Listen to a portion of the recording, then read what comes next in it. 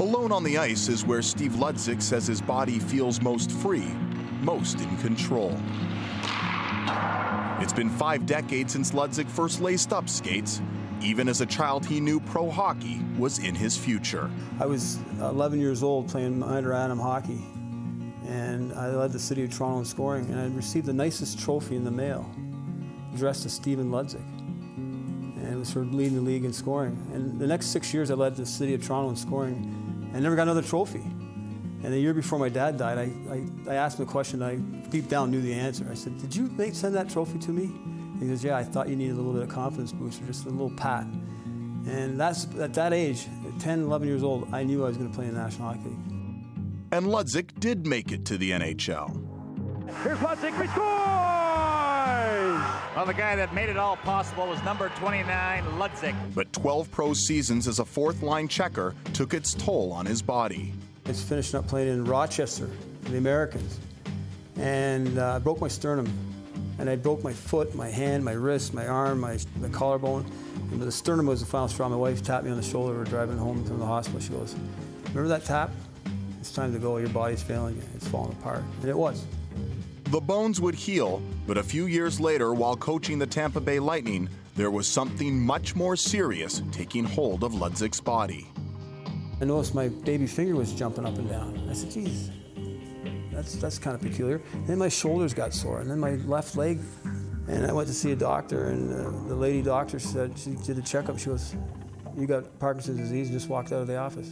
That was it. Like, "You've got Parkinson's disease," and walked out. I couldn't believe it. I was astounded. I was sitting there going, "Holy cow, that's it?" Parkinson's disease, a degenerative disorder of the central nervous system. At 39 years of age, Steve Ludzik's life was changed forever. This is the amount of medicine you take each and every day. It's kind of astounding for me, David, even sit back and look at it sitting in front of me, that I take this every day. If I don't take these during the day, I feel off a little bit.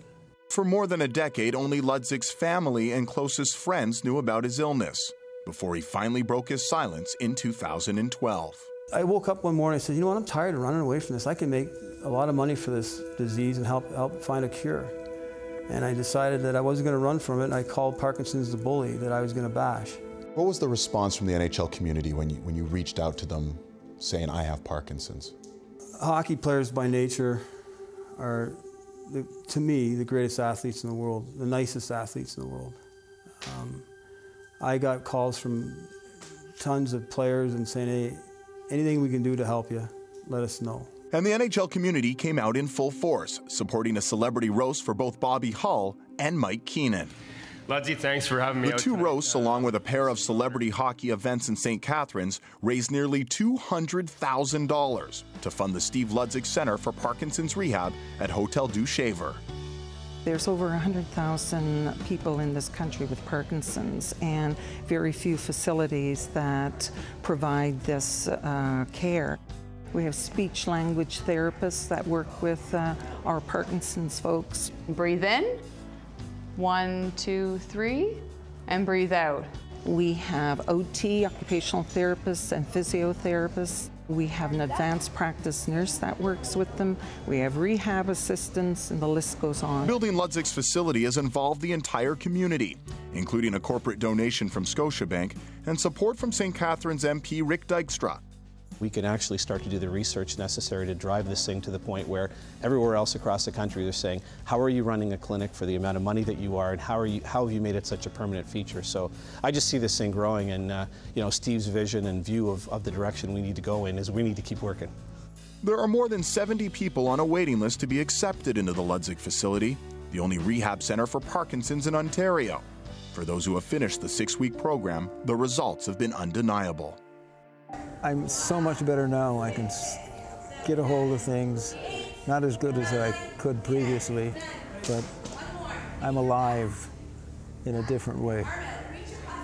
And that's because of what happened here and these people have helped me out. It's changed your life. Absolutely. If you could write your legacy, how would you like to be remembered? Former NHL player, writer, TV, coach, and a man who raised a lot of money for Parkinson's disease. That's how I'd like to be remembered. I wrote a thing about Parkinson's. Everybody asks me about Parkinson's disease, how it affects me, and I tell you how I think. I talked with Parkinson's. I tried to ignore you, but you were a bully. You would not go away. I ran from you. I hid from you, hoping you would leave me alone. But someone should have told you. Somebody should have let you know. Somebody should have warned you before you started with me 14 years ago. You picked the wrong guy. You dialed the wrong number. You called the wrong guy outside. Now I am the hunter, not the hunted. I am the hammer, not the nail. That's the way I treat Parkinson's disease.